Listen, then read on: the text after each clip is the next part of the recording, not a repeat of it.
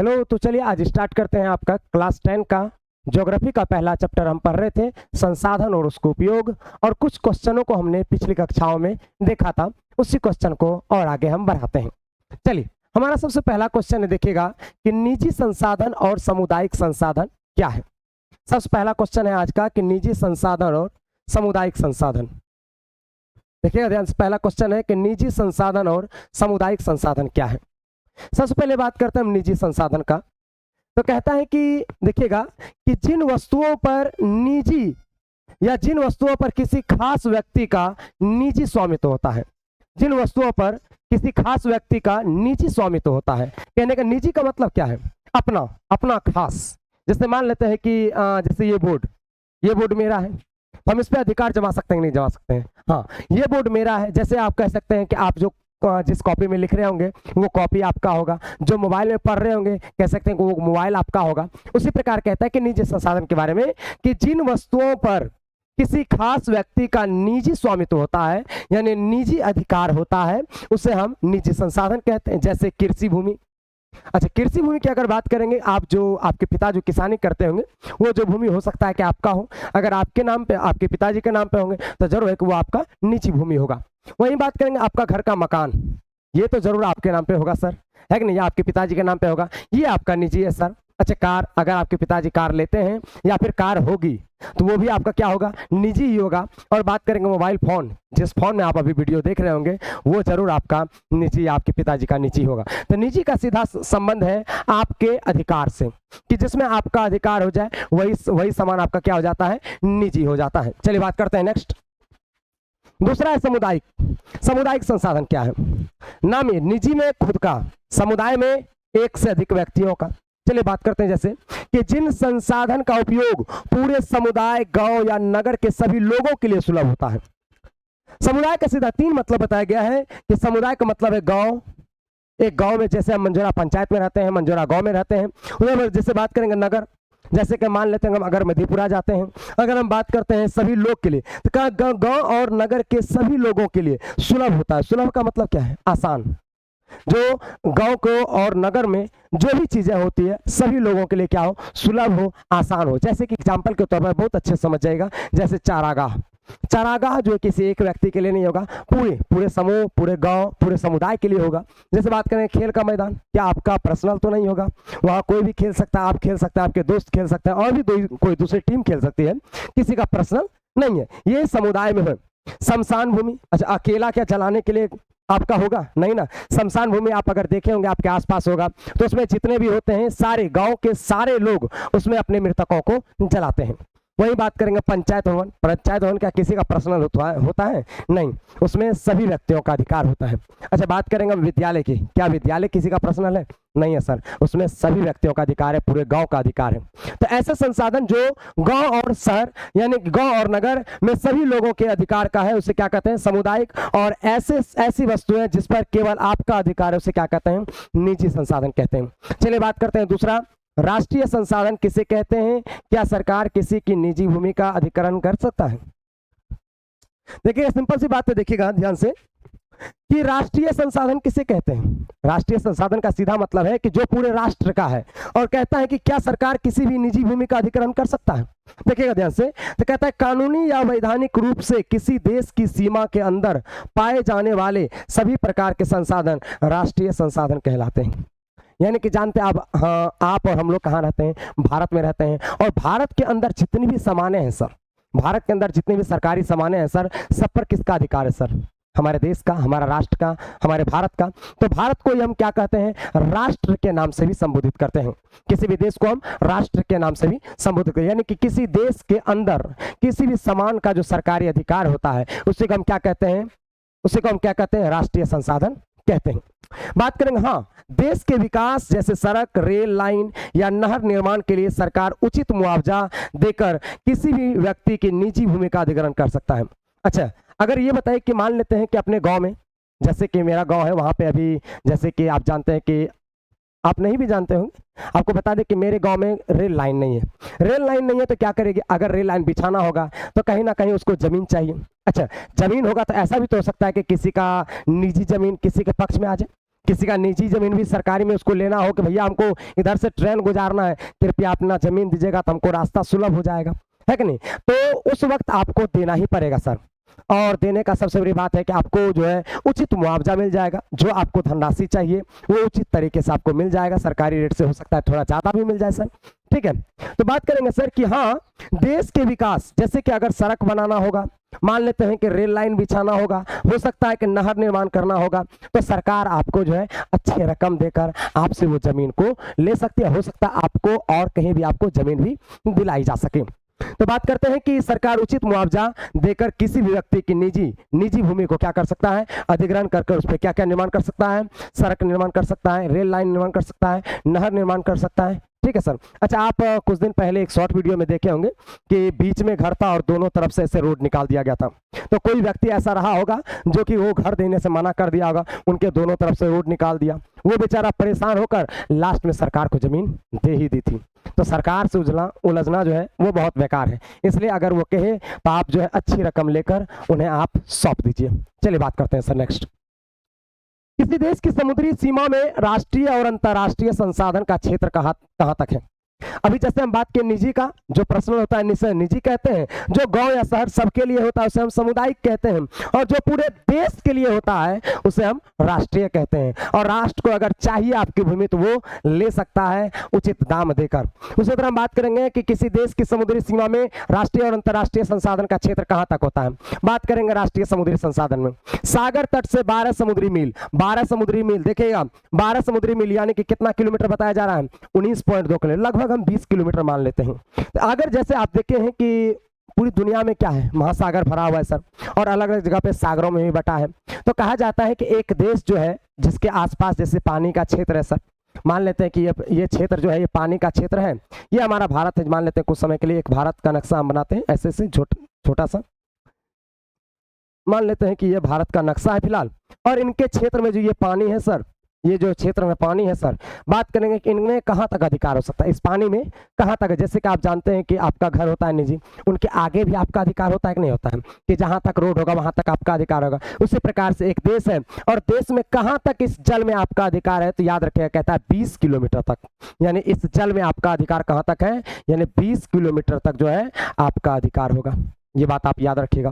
तो कहता है कि 20 किलोमीटर तक महासागरीय क्षेत्र देश की संपत्ति होती है, अपने देश की संपत्ति कितने दूर तक, 20 किलोमीटर। वही बात करेंगे, ये था राष्ट्रीय, ये था सर राष्ट्रीय। वही बात करेंगे अंतर्राष्ट्रीय समुद्री संसाधन, कहता है तट रेखा से 200 किलोमीटर तक के अपवर्जन आर्थिक क्षेत्र के बाद का महासागरीय क्षेत्र अंतर्राष्ट्रीय संस्थाओं के अधीन होता है, जिस पर किसी अकेले देश का अधिकार नहीं होता है।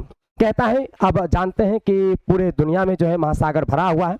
अब बात करेंगे पूरे महासागर में, हम तो बात किए सागर में, सागर तट में कितना किलोमीटर, तो देखिएगा 12 समुद्री मील, लेकिन किलोमीटर में कितना, 20 किलोमीटर। और वहीं अगर बात करेंगे अंतर्राष्ट्रीय क्षेत्र पर, तो कितना किलोमीटर तक अधिकार होगा, समुद्र से 200 किलोमीटर तक अधिकार, कितना, 200 किलोमीटर तक। वहां तक आप चाहें तो अपना बोट चला सकते हैं, कोई आपको कुछ कहेगा नहीं, नाव चला सकते हैं, कोई आपको कुछ कहेगा नहीं। चलिए बात करते हैं इससे आगे क्वेश्चन की तरफ। बात करेंगे सर संभाव्य संसाधन किसे कहते हैं, उदाहरण देकर समझाएं। संभाव्य का सीधा मतलब है कि किसी चीज की संभावना होना, भविष्य में हो सकता है कि कोई संभावना हो, उसी को हम क्या कहते हैं, संभाव्य कहते हैं। जैसे देखिएगा, कहता है देखिएगा,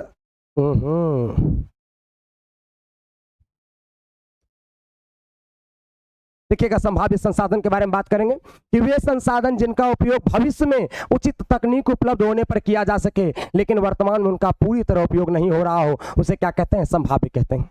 एक बड़ा ही अच्छे से एग्जांपल के साथ समझाते हैं कि मान लीजिए कि अभी ऐसा स्थिति है कि कोई सामान है लेकिन हम उसका उपयोग नहीं कर पा रहे हैं। क्यों नहीं कर पा रहे हैं, कि हमें उससे पाने का कोई अधिकार नहीं है। जैसे मान लेते हैं कि हो सकता है भविष्य में हम लोग जो है स्वर्ग पर सीढ़ी बना लें, लेकिन अभी वो संभव नहीं है। हो सकता है भविष्य में, हम बोल रहे हैं संभावना है कि भविष्य में स्वर्ग पर भी सीढ़ी बना लें। वही कहता है कि लेकिन हमारे पास अभी उचित जो है टेक्नोलॉजी नहीं है, तकनीक नहीं है। तो कहता है वे संसाधन जिनका उपयोग भविष्य में उचित तकनीक उपलब्ध होने पर किया जाएगा।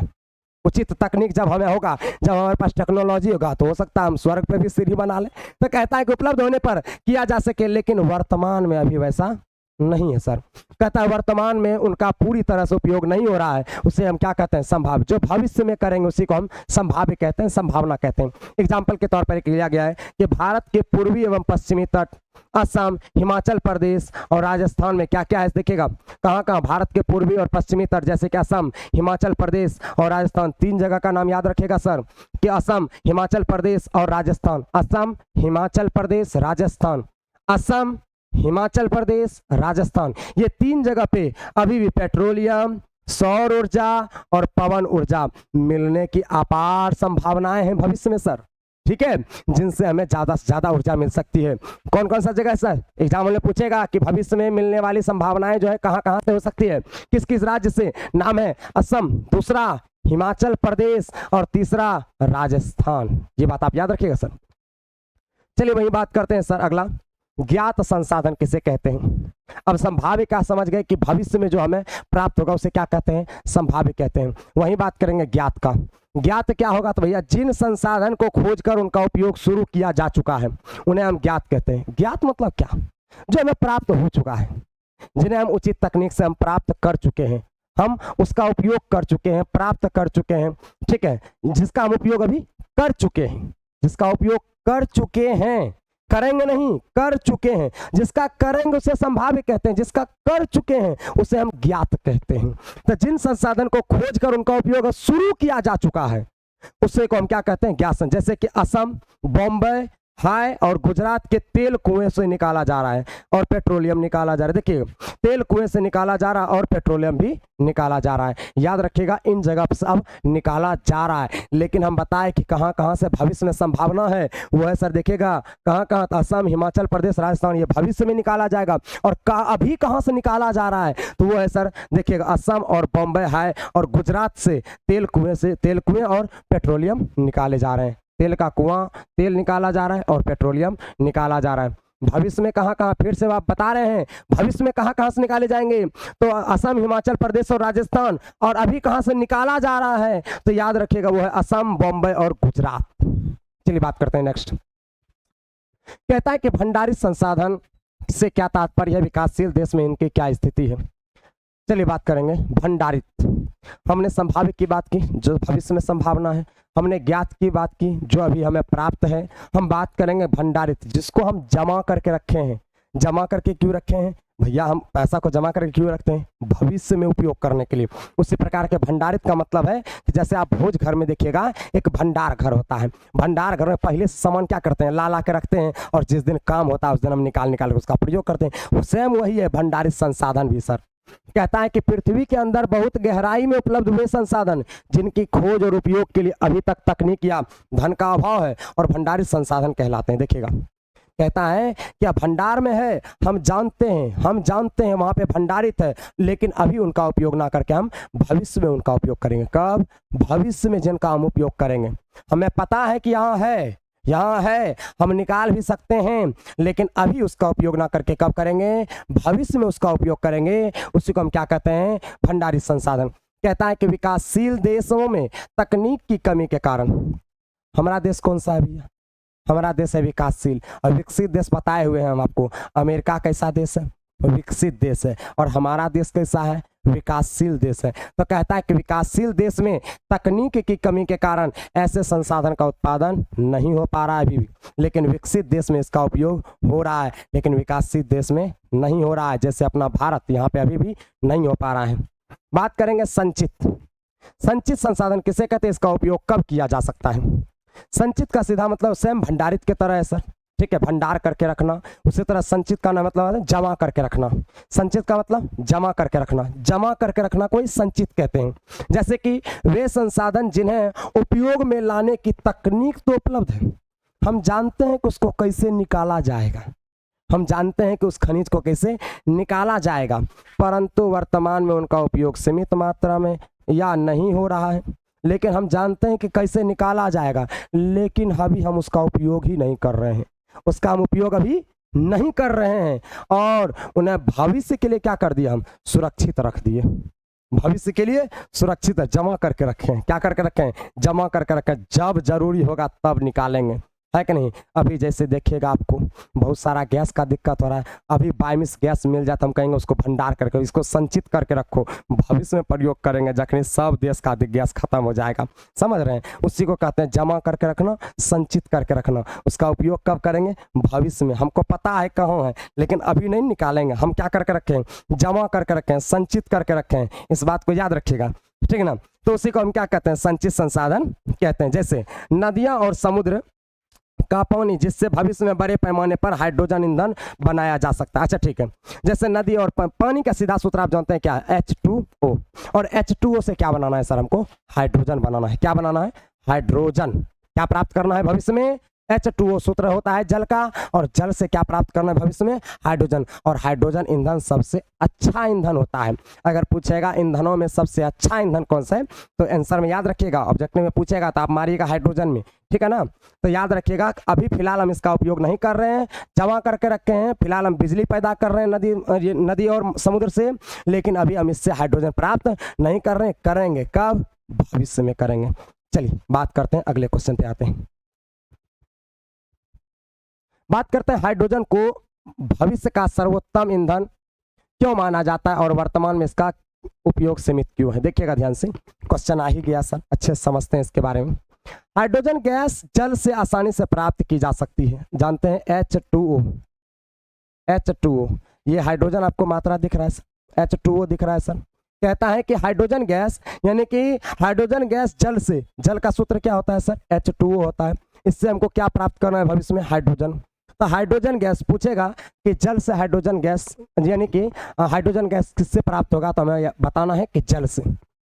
हाइड्रोजन गैस जल से आसानी से प्राप्त की जा सकती है और यह एक स्वच्छ ऊर्जा स्रोत है, इसलिए इन्हें भविष्य का सर्वोत्तम ईंधन माना जाता है। अभी तुरंत तो बोले हम संचित करके रखें, कब उपयोग करेंगे, भविष्य में, ठीक है। तो कहता है परंतु पानी से भारी मात्रा में हाइड्रोजन अलग करने की प्रक्रिया वर्तमान में बहुत कठिन है और महंगी भी है। कहता है कि अभी हमारे पास उतना तकनीक नहीं आया है, टेक्नोलॉजी नहीं आया है, जिस कारण से अभी भी हम लोग समुद्र या नदी के पानी से हाइड्रोजन अलग नहीं कर पा रहे, लेकिन भविष्य में हम जरूर कर पाएंगे, ऐसी मान्यता है। इसलिए इसका उपयोग जो है अभी सीमित है, हो रहा है लेकिन बहुत कम मात्रा में। होगा कब ज़्यादा मात्रा में, भविष्य में जब इनका ज़्यादा जरूरत पड़ेगा। समझ गए। चलिए अगला बढ़ते हैं कि मानव विकास और संसाधन के उपयोग में शिक्षा और प्रशिक्षण की क्या भूमिका है। मानव विकास मतलब व्यक्तियों का डेवलपमेंट, मानव का विकास। अच्छा, संसाधन का उपयोग, जैसे कि कोई चीज़ का हम उपयोग कर, संसाधन का मतलब बताए हैं कि जिस चीज़ को लेकर मानव उपयोग करे, जिस चीज़ का मानव उपयोग करेगा वही उसका संसाधन कहलाएगा।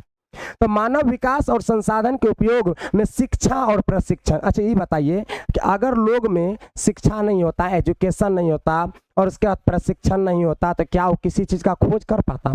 आज मोबाइल आप उपयोग कर पा रहे हैं, पहले तो इसका उपयोग नहीं था, लेकिन पहले नहीं था तो हम कैसे इसका उपयोग कर पाए, हमारे पास ज्ञान आया, हमारे पास टेक्नोलॉजी आया, बुद्धि आया, प्रशिक्षण आया, जिस कारण से हम नई नई यंत्र को बनाए, है कि नहीं। जैसे कि आप पहले देखते थे खेत में हल से किसान एकदम खेत को जोतते थे, अभी देखिए नए नए मशीन आ चुके हैं।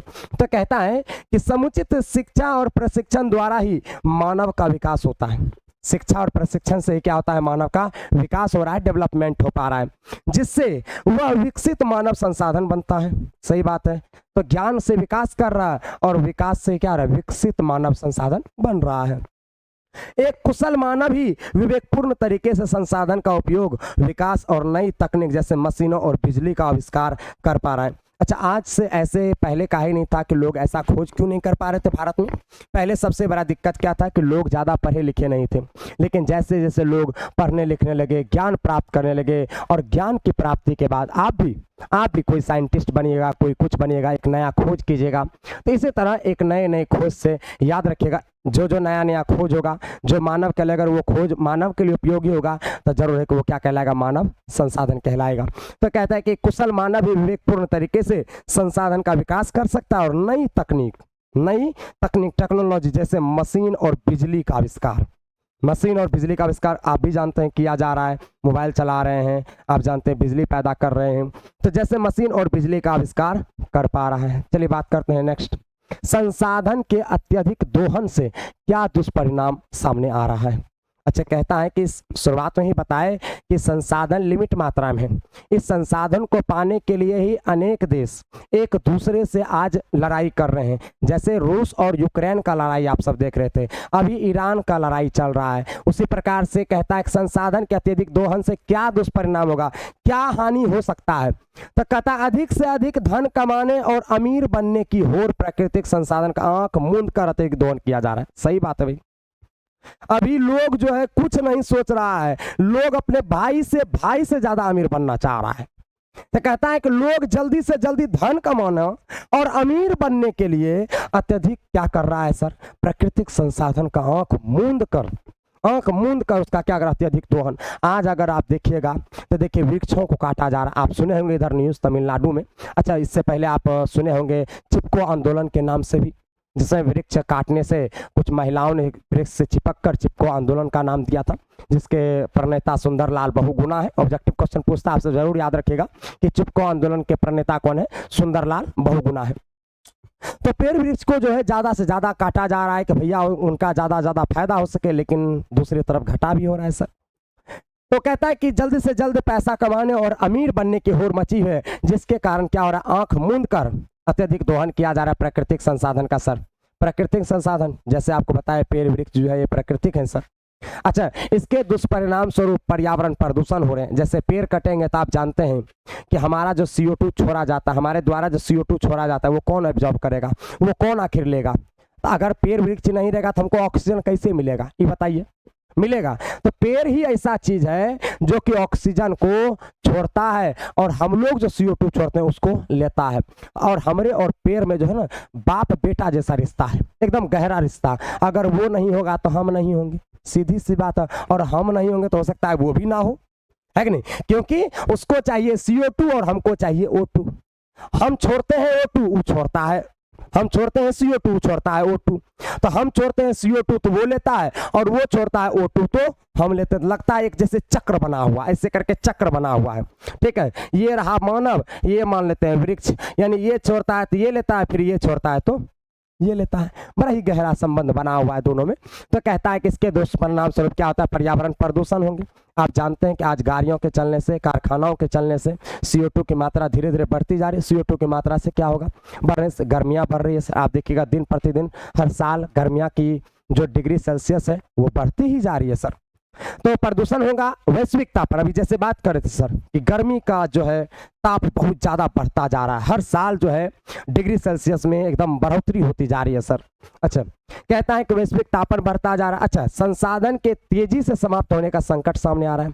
ऐसा तो नहीं है कि सर कि हम लोग अभी जैसे कहा, अगर यही चीज हमारे पिताजी सब सोचे होते कि जल्दी से जल्दी एकदम खत्म कर देंगे संसाधन को, है कि नहीं, तो बताइए आज हम लोग जिंदा होते, नहीं होते। अच्छा, हम लोग भी वही चाह रहे हैं कि भाई अच्छा से एकदम सीमित मात्रा में सब चीज का, सब संसाधन का उपयोग किया जाए। सीमित मात्रा में उपयोग करेंगे तो हम भविष्य के लिए भी कुछ संसाधन को छोड़ सकते हैं, जो हमारे भविष्य आने वाले जो है पुस्त वो भी उनका उपयोग कर सकें। बात करेंगे महात्मा गांधी ने संसाधन के दोहन और मानवीय लालच के बारे में क्या कहा। सुनेगा, महात्मा गांधी का बड़ा अच्छा सा कथन है सर कि महात्मा गांधी जी ने प्रसिद्ध कथन है कि हमारे पास हर व्यक्ति की आवश्यकता की पूर्ति के लिए बहुत कुछ है, लेकिन किसी की लालच की संतुष्टि के लिए नहीं है। कहता है महात्मा गांधी ने बड़ा अच्छी सी बात कहा कि प्रकृति में सभी व्यक्ति के लिए सब कुछ है, प्रकृति में सभी व्यक्ति के लिए सारी वस्तुएं रखी हुई है, लेकिन अगर कोई लालच के चक्कर में ज्यादा से ज्यादा प्रकृति का दोहन करेगा तो उसके लिए फिर कुछ भी नहीं बचेगा। तो वही कहता है कि महात्मा गांधी बहुत अच्छी सी बात कहते हैं कि हमारे पास हर व्यक्ति की जरूरत की हर सामान है, हर व्यक्ति की आवश्यकता की पूर्ति के लिए बहुत कुछ है हमारे पास, लेकिन किसी के लालच की संतुष्टि के लिए नहीं है। ज्यादा लालच कीजिएगा तो फिर आप के साथ साथ दूसरों को भी हानि भुगतना होगा, ये बात आप याद रखिए सर। अर्थात प्रकृति हमारी जरूरतें पूरी कर सकती है, लालच नहीं। हमारी केवल जरूरतें पूरी कर सकती है प्रकृति, याद रखिए। वायुमंडल जो है हमारी जरूरतें पूरी कर सकती है, हमारी लालचों को पूरी, लालच समझते हैं ना सर, एकदम इतना मान लेते हैं कि हमारे पास 100 रुपया का कमाई है, एकदम लालच के चक्कर में 200 कमाने के चक्कर में एकदम उल्टा सीधा काम करने लग गए, तो वो हमें कभी प्रकृति नहीं दे सकती। ये लालच जो है कभी प्रकृति पूरा नहीं कर सकती। ये महात्मा गांधी का बहुत अच्छा सा कथन है सर। बात करते हैं आगे हम। कहता है, सुनिएगा कि सतत पोषणीय विकास क्या है और इसकी सिफारिश किस सब कमीशन ने की थी। देखिएगा ध्यान से, ऐसा विकास जिसमें वर्तमान पीढ़ी की आवश्यकताओं को पूरा करने के साथ साथ भविष्य की पीढ़ी के लिए भी संसाधन को सुरक्षित रखा जाए और पर्यावरण को नुकसान ना पहुंचे। सतत पोषणीय विकास, सतत मतलब होते हैं लगातार चलने वाली, सतत मतलब क्या होती है, लगातार चलने। इसमें बड़ी अच्छी सी बात कही गई थी कि केवल वर्तमान के लोगों के लिए ही संसाधन का उपयोग नहीं किया जाए, भविष्य के लिए भी कुछ संसाधन को रखा जाए। इसी के विकास के लिए जो है एक योजना बनाई गई जिसका नाम है सतत पोषणीय विकास योजना। याद रखिएगा, उसमें कहा गया कि केवल अभी के लिए ही संसाधन का उपयोग को नहीं किया जाए, हम भविष्य के लिए भी कुछ संसाधन को जमा करके रखें जिससे भविष्य में आने वाले पीढ़ी उनका उपयोग कर सकें। वैसे ही विकास को क्या कहते हैं, हम सतत पोषणीय विकास कहते हैं। ऐसा विकास जिसमें वर्तमान पीढ़ी की आवश्यकता को पूरा करने के साथ साथ, वर्तमान पीढ़ी का हम लोग तो जी ही रहे हैं, हम जानते हैं कि आगे भी हमको सब चीज़ मिल सकता है, लेकिन हम उम्मीद नहीं कर सकते भविष्य को मिलेगा। लेकिन वही कहता है कि भविष्य की पीढ़ी के लिए भी संसाधन को क्या करके रखा जाए, सुरक्षित करके रखा जाए और पर्यावरण को नुकसान ना पहुंचे, पर्यावरण को नुकसान भी ना पहुंचे। इसे हम क्या कहते हैं, सतत पोषणीय विकास कहता है। इसकी संकल्पना पूछेगा, सतत पोषणीय विकास की अवधारणा कब दी गई थी, तो याद रखें 1987 में। किस कमीशन के द्वारा, ब्रुंडलैंड कमीशन के द्वारा दी गई थी। पूछेगा कि सतत पोषणीय विकास की अवधारणा कब दी गई और किसने दी, तो 1987 में ब्रुंडलैंड कमीशन ने दिया था। अगला है क्लब ऑफ रोम और आवर कॉमन फ्यूचर का संसाधन के संरक्षण में क्या योगदान। ये दो संस्था है सर, इन दोनों संस्था का आखिर क्या महत्व रहा है संसाधन के क्षेत्र में। तो क्लब ऑफ रोम की स्थापना जो है 1968 में की गई थी। कब, 1968 में। तो क्लब ऑफ रोम जो है ने पहली बार अंतर्राष्ट्रीय स्तर पर संसाधन के विवेकपूर्ण उपयोग का प्रस्ताव रखा था। इसके बाद 1987 में ब्रुंडलैंड कमीशन ने आवर कॉमन फ्यूचर नामक रिपोर्ट प्रकाशित की थी। याद रखिएगा, सबसे पहले क्लब ऑफ रोम कब हुआ था, 1968 में स्थापना किया गया था। और इन्होंने किस स्तर पर भैया, अंतर्राष्ट्रीय स्तर पर। किस स्तर पर, अंतर्राष्ट्रीय स्तर पर संसाधन का उपयोग का प्रस्ताव रखा था। अंतर्राष्ट्रीय स्तर, पूरे विश्व के लिए बात कर रहा है सर, पूरे विश्व के स्तर पर संसाधन के उपयोग का प्रस्ताव रखा था। वहीं बात करेंगे, इसके बाद आता है 1987 में ब्रुंडलैंड कमीशन ने आवर कॉमन फ्यूचर नामक फिर रिपोर्ट प्रस्तुत की जिसने पूरे विश्व में सतत पोषणीय विकास का संदेश फैलाया।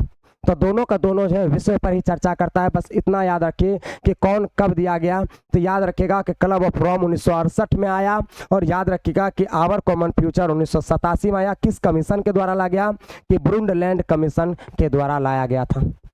बात करते हैं प्रथम विश्व शिखर सम्मेलन। ये प्रथम विश्व युद्ध नहीं है सर, ये प्रथम विश्व शिखर सम्मेलन है जो कि कब हुआ था, 1972 में। और कहाँ आयोजित हुआ, इसका क्या महत्व है। तो प्रथम विश्व शिखर सम्मेलन जून 1972, चलिए इसको याद नहीं रखिए, इसको याद रखिएगा कि 1972 में स्टॉकहोम में आयोजित किया गया। ऑब्जेक्टिव में पूछने वाला क्वेश्चन है कि प्रथम विश्व शिखर सम्मेलन कब आयोजित किया गया था, 1972 में। कहाँ किया गया था, तो स्टॉकहोम में किया गया था। अच्छा, इस सम्मेलन में उपस्थित सभी देशों ने पर्यावरण संरक्षण का संकल्प लिया। अच्छा, इसका उद्देश्य क्या है, अब थोड़ा संसाधन से हटकर थोड़ा बात कर रहा है कि संसाधन के उपयोग से जो पर्यावरण प्रदूषण हो रहे हैं उसको आखिर कैसे कम किया जाए। तो कहता है कि उसको कम करने के लिए एक सम्मेलन आया, प्रथम विश्व शिखर सम्मेलन, जो कि 1972 में लाया गया। और ये सम्मेलन कहाँ हुआ था, स्टॉकहोम में। और इन्होंने तय किया कि देशों ने पर्यावरण संरक्षण का संकल्प लिया, और इसी के बाद प्रतिवर्ष 5 जून को, याद रखिएगा, पूछेगा 5 जून को जो विश्व पर्यावरण दिवस मनाया जाता है उसकी अवधारणा कहाँ से आई थी, तो प्रथम विश्व शिखर सम्मेलन। और क्वेश्चन स्पष्ट पूछता है कि बताइए कि विश्व पर्यावरण दिवस कब मनाया जाता है, तो 5 जून को मनाई जाती है। इसलिए ये जो सम्मेलन हुआ था, इसलिए आप देखिएगा जून में हुआ था, इससे आपको याद भी रह जाएगा सर। हुआ कब था, 1972 में हुआ था। कहाँ हुआ था, स्टॉकहोम में हुआ था, ठीक है ना। और इसी समय, इसी सम्मेलन से क्या हुआ था, प्रतिवर्ष हर साल जो है 5 जून को क्या मनाते हैं, विश्व पर्यावरण दिवस मनाते हैं। प्रथम सुन लिए, अब बात करते हैं द्वितीय पृथ्वी सम्मेलन 1997 को। अब देखिए 1900, अच्छा यहाँ गलत हो गया है सर, लग रहा है 1992 होना चाहिए था, 1992। कोई बात नहीं, थोड़ा प्रिंटिंग मिस्टेक है, उसके लिए दिक्कत नहीं करना है। 1992 में। अच्छा, 5 साल बाद हुआ था फिर 1997। कब आया 1997। अच्छा देख कितने साल का वृद्धि हुआ, 92 में 5 जोड़ेगा तो कितना हो गया, तो इसे +5 शिखर सम्मेलन भी कहते हैं। क्या कहते हैं, +5 सम्मेलन भी कहते हैं। बड़ा अच्छा सा नाम रखा गया है, ठीक है ना। तो प्रथम पृथ्वी सम्मेलन 1992 के ठीक 5 साल बाद उनके मूल्यांकन के लिए 23 से 27 जून, तो ये भी जून में ही रखा गया, ये भी जून में ही रखा गया 1997। अच्छा ये हुआ था लेकिन स्टॉकहोम में, और ये कहाँ हुआ है, न्यूयॉर्क में। न्यूयॉर्क में द्वितीय पृथ्वी सम्मेलन आयोजित किया गया था और 5 वर्ष के बाद होने के कारण से क्या नाम रखा गया, +5। तो सिंपल सी बात आप जान रहे हैं, प्रथम विश्व शिखर सम्मेलन क्यों हुआ था, पर्यावरण संरक्षण के लिए हुआ था, जिसके लिए 5 जून को क्या मनाया गया, विश्व पर्यावरण दिवस मनाया गया। कब मनाया गया, 1992 में। कहाँ मनाया गया, स्टॉकहोम में। द्वितीय शिखर सम्मेलन कब हुआ, यानी कि इन्हीं को ठीक ठाक काम कर रहा है कि नहीं कर रहा है इसको चेक करने के लिए 5 साल बाद, इसलिए इसका नाम +5 शिखर सम्मेलन रखा गया। 5 साल बाद 1997 में फिर से सम्मेलन किया गया। कब, जून के ही महीने में 1997 में किया गया, लेकिन अब क्या जगह चेंज है, कहाँ है सर, न्यूयॉर्क में। इसलिए इसका याद रखिए 5 साल बाद हुआ, इसलिए इसका नाम जो है 5 वर्ष के बाद हुआ, इसका नाम +5 शिखर सम्मेलन रह गया। बात करते हैं सर अगले क्वेश्चन की तरफ। आप हड़बड़ाए नहीं, थोड़ी सी और बचिए, बस ये ठो, ठीक है। चलिए बात करते हैं नेक्स्ट, क्योटो सम्मेलन। अब देखिए क्योटो सम्मेलन 1997 का मुख्य उद्देश्य क्या था और इसके तहत किन गैसों का जिम्मेदार माना गया था। अच्छा 1997 में एक और सम्मेलन हुआ था, नाम है क्योटो सम्मेलन सर। अब देखते हैं क्योटो सम्मेलन है क्या, पहले पढ़ते हैं सर। कहता है कि दिसंबर 1997 में जापान के क्योटो, अब आप जानते हैं कि क्योटो शहर कहाँ है, वो जापान में है। पूछेगा कि क्योटो कहाँ है, तो जापान में, जापान देश में। तो 1997 में जापान के क्योटो शहर में आयोजित इस सम्मेलन का मुख्य उद्देश्य भूमंडलीय तापन, आपको शुरुआत में ही बताए थे, आप जो देख रहे हैं कि दिन प्रतिदिन हर प्रत्येक वर्ष जो है गर्मी की जो है परसेंटेज वो बढ़ती जा रही है, जो डिग्री सेल्सियस है वो बढ़ती जा रही है सर, ठीक है। गर्मी हर साल बढ़ती जा रही है, उसी को लेकर जो है एक सम्मेलन आयोजित किया गया कि आखिर इसको कैसे कम किया जाए, कम नहीं तो कम से कम नियंत्रित कैसे किया जाए, इसी के लिए एक सम्मेलन आयोजित किया गया। नाम क्या था, क्योटो सम्मेलन। तो 1997 में पूछेगा क्योटो सम्मेलन कब हुआ, 1997 में हुआ था। ये क्योटो कहाँ है, तो जापान, जापान शहर जानते हैं ना, जापान, जापान की राजधानी टोक्यो, जानते हैं, बचपन में भी सुने होंगे जापान की राजधानी टोक्यो। तो जापान के क्योटो शहर में आयोजित इस सम्मेलन का मुख्य उद्देश्य क्या था, भूमंडलीय तापन को रोकना, यानी कि भूमि पर जो गर्मी की मात्रा बढ़ रही है ना सर, उसको क्या करना, रोकना। अच्छा इसके तहत 6 विशिष्ट ग्रीन हाउस गैस, देखिएगा किसे किसे मुख्य जिम्मेदार ठहराया है, किस किस गैस को माना है कि ये बेकार है, जो गर्मी बढ़ा रही है, जो गर्मी को क्या कर रही है, बढ़ा रही है। क्योटो सम्मेलन का एक ही उद्देश्य भूमंडलीय तापन को रोकना। कैसे रोका जाए, तो ये जो 6 गैसें हैं सर, कितने गैसों पर प्रतिबंध लगाया गया, 6 गैस। कौन कौन से गैस, नंबर 1 देखिएगा नाम, कार्बन डाइऑक्साइड जिसको हम CO2 कहते हैं, दूसरा methane CH4, nitrous oxide N2O, जैसे कि बात करेंगे हाइड्रोफ्लोरोकार्बन है ना सर, देखिएगा हाइड्रोफ्लोरोकार्बन, पर देखिएगा परफ्लोरोकार्बन और सल्फर हेक्साफ्लोराइड, ये 6 गैसें हैं सर, इसको याद रखिएगा। इस 6 गैसों को, इन 6 गैसों को एकदम सीमित करने का, एकदम सीमित करने यानी कि मुख्य रूप से जिम्मेदार ठहराया है गर्मी को बढ़ने में, इसलिए उसको नियंत्रित करने के लिए, क्या करने के लिए, नियंत्रित करने के लिए एक सम्मेलन लाया गया जिसे हम क्योटो सम्मेलन कहते हैं। भूमंडलीय तापन को रोकने के लिए, यानी विश्व में गर्मी से बढ़ने, यानी गर्मी को रोकने के लिए, गर्मी को कम करने के लिए 6 प्रकार की गैसों को दोषी ठहराया गया और उसी को नियंत्रित करने के लिए जापान के क्योटो शहर में 1997 में एक सम्मेलन हुआ जिसे हम क्योटो सम्मेलन जानते हैं। आप अगर अच्छे से इस बात को समझ जाएं तो परिभाषा अपने मन से लिख सकते हैं आप। चलिए बात करते हैं सर तृतीय पृथ्वी सम्मेलन। अभी तुरंत देखे थे सर कि पृथ्वी सम्मेलन जो है याद रखिएगा 5 साल में होते हैं। कितने, प्रथम 1992, द्वितीय 1997 और तीसरा 2002 आयोजित किया गया। और इसका परिणाम क्या था, तृतीय पृथ्वी सम्मेलन 2002 में दक्षिण अफ्रीका के जोहान्सबर्ग। अच्छा पहला कहाँ हुआ था, पहला बताइए, स्टॉकहोम, याद है कि नहीं, याद है, पहला स्टॉकहोम। और दूसरा आप देखिए न्यूयॉर्क का अमेरिका में, दूसरा न्यूयॉर्क है। और तीसरा देखिएगा दक्षिण अफ्रीका के जोहान्सबर्ग में हुआ था। तीसरा कहाँ हुआ, ऑब्जेक्टिव आएगा सर, याद रखिए, ठीक है। तो तीसरा हुआ तो जोहान्सबर्ग शहर में आयोजित हुआ। और इस सम्मेलन में विभिन्न देश के बीच मत भिन्नता होने के कारण किसी ठोस व्यापक सहमति पर मुहर नहीं लग पाई और ये सम्मेलन हो गया विफल। यानी कि इसमें आए तो सब देश के लोग जरूर थे, लेकिन इसमें कोई सहमति नहीं बैठ पाई और ये सम्मेलन विफल हो गया। तो पूछेगा निम्न में से कौन सा कौन सा सम्मेलन, पृथ्वी सम्मेलन विफल हो गया था? तो तृतीय पृथ्वी सम्मेलन 2002 क्या हो गया था? विफल हो गया था। कोई चर्चा ही नहीं हुई, सारे देश में से किसी देश का मत ही नहीं बैठ पाया। कहाँ हुआ था? तो दक्षिण अफ्रीका के जोहान्सबर्ग नामक शहर में हुआ था। अगला क्वेश्चन बात करते हैं सर कि कोपेनहेगन जलवायु परिवर्तन सम्मेलन 2009 का मुख्य एजेंडा क्या था? ये हुआ 2002 में। अब बात करते हैं 7 साल बाद 2009 में।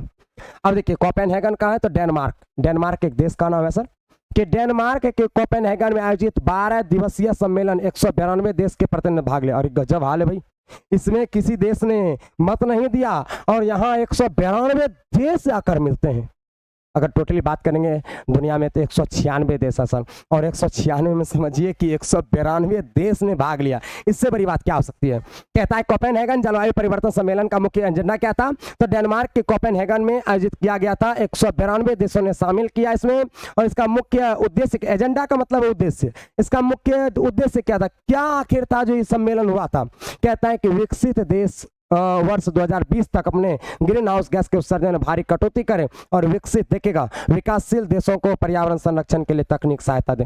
इसका सीधा कहना था सर कि कोपेनहेगन जलवायु परिवर्तन का सीधा कहना था कि वायु यानी कि प्रदूषण को कम करना, प्रदूषण को कम करना, प्रदूषण को कम करना। और ये कहाँ है कोपेनहेगन? तो डेनमार्क में। कितने देशों ने भाग लिया? 192। इसका मुख्य उद्देश्य क्या था? तो विकसित देश में 2020 तक, याद रखना, 2020 तक ग्रीन हाउस गैस को कम करना, ग्रीन हाउस गैस को कम करना। ग्रीन हाउस गैस में याद रखिएगा 2-3 गैसें आती है जिसमें CO2 भी मुख्य भूमिका निभाती है। याद रखिएगा CO2 और भी गैसें हैं सर, CO2 लेकिन मुख्य भूमिका निभाती है। तो कहता है कि विकसित देश को कहा गया कि आप 2020 तक क्या कीजिएगा भैया? ग्रीन हाउस गैस को कम कर दीजिए उपयोग, ग्रीन हाउस गैस का उपयोग कम कर दीजिए, नहीं तो गर्मी क्या हो रही है? धीरे धीरे बढ़ती जा रही है सर। और विकासशील देश को कहा कि आप पर्यावरण संरक्षण पर थोड़ा ध्यान दीजिए, पर्यावरण संरक्षण पर थोड़ा ध्यान दीजिए, है कि नहीं? अच्छा, संसाधन का नियोजन क्यों आवश्यक है? संसाधन का नियोजन क्यों आवश्यक है, इस पर चर्चा जो है हम अगले क्लास में करेंगे, ठीक है? क्योंकि आज बहुत वक्त भी हो गई और क्लास भी बहुत लंबी हो चुकी है, ठीक है? एक बार हम बराबर रिवीजन करते हैं, क्विक रिवीजन, जरा गौर से देखिएगा। हम टोटली जो है कितने क्वेश्चन वो कर लिए।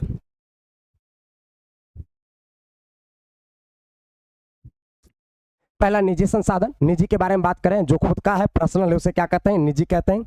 समुदाय का सीधा मतलब है कि जो पूरे गांव का हो, पूरे शहर का हो, जैसे कि पंचायत भवन पूरे शहर का होगा, स्कूल का पूरे गांव का होगा, समझ रहे हैं? चलिए बात करें राष्ट्रीय। राष्ट्रीय में क्या होगा? जो पूरे देश का अंतर का, जो पूरे देश का हो उसे क्या कहते हैं? राष्ट्रीय। अच्छा, किसी देश की समुद्री सीमा, अच्छा राष्ट्रीय में कितना बोले? 12 समुद्री मील तक हमारा अधिकार है, यानी 20 किलोमीटर तक। और इसमें कितना बोले हम कि 200 किलोमीटर तक अपना अधिकार है। समुद्र महासागर में कितना? 200 किलोमीटर। और सागर में कितना? 20 किलोमीटर तक अपना अधिकार है। अगला कहते हैं संभाव्य। संभाव्य का मतलब बताया जो भविष्य में संभावना उपलब्ध कराए, अभी नहीं है लेकिन भविष्य में होगा। ज्ञात, जो अभी उपयोग में हो रहा है, जहां जहां हम बताए संभावना कहां कहां है होने की, असम, हिमाचल प्रदेश और राजस्थान। और अभी कहां से निकाल रहे हैं अपना लोग खनिज? तो याद रखिएगा कहां कहां से, देखिएगा यहाँ पे निकाल, असम, बम्बई और गुजरात से अभी उपयोग कर रहे हैं। अच्छा, भंडारित क्या है? जिसे हम जमा करके रखे, अभी उतना भी नहीं मिला हमको, उतना तकनीक उपयोग नहीं है, लेकिन हम भविष्य में करेंगे, भविष्य में करेंगे, ठीक है? अच्छा, संचित, इनका भी वही मतलब है, जमा करके रखे हैं। क्या करके रखे हैं? जमा करके रखे हैं, फिर भविष्य में इसका उपयोग करेंगे, हमारा अगला पीढ़ी करेगा। हम करें ना करें, हमारा अगला पीढ़ी करेगा, उसके लिए भी तो कुछ बचा के रखेंगे। आप जो धन कमाते हैं वो तो बचा के रखते हैं, हमारा बेटवा करेगा, है कि नहीं है? अच्छा, हाइड्रोजन का भविष्य में हम तुरंत अभी बताए थे, हाइड्रोजन कहाँ से निकालेंगे हम? जल से। कहाँ से निकालेंगे? जल से। लेकिन अभी तो नहीं निकाले, अभी हमको जरूरी क्या है? अभी मिल रहा है कि नहीं मिल रहा है? गैस, हर चीज मिल रहा है कि नहीं मिल रहा है? अब जब नहीं मिलने लगेगा तब उपयोग करेंगे हम।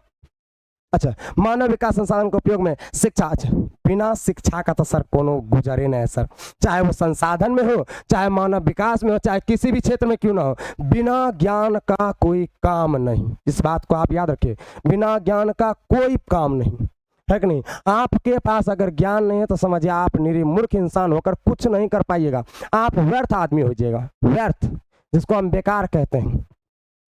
संसाधन कहते हैं, अच्छा, ज्यादा ज्यादा संसाधन का उपयोग क्या करिएगा तो क्या होगा? पर्यावरण प्रदूषण होगा, विश्व में गर्मी की मात्रा बढ़ जाएगी, भारत में जिससे गर्मी की मात्रा दिन प्रतिदिन बढ़ती जा रही है कि नहीं? महात्मा गांधी ने बड़ा अच्छी सी बात कहा था कि क्या कीजिए, कि महात्मा गांधी ने कहा था कि हमारे पास हर व्यक्ति के लिए सब कुछ है, लेकिन याद रखिए लालची के लिए हमारे पास कुछ नहीं है, लालची के लिए हमारे पास देने के लिए कुछ नहीं है।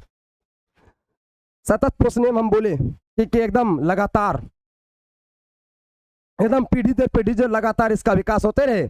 और 1987 में यह कमीशन जो है यानी ब्रूडलैंड कमीशन के द्वारा यह रिपोर्ट पेश किया गया था। कौन? सतत पोषण विकास का रिपोर्ट कब पेश किया गया? 1987 में। कौन सा कमीशन? Brundtland commission. अच्छा, club of Rome our common, club of Rome कब आया? 1968 में।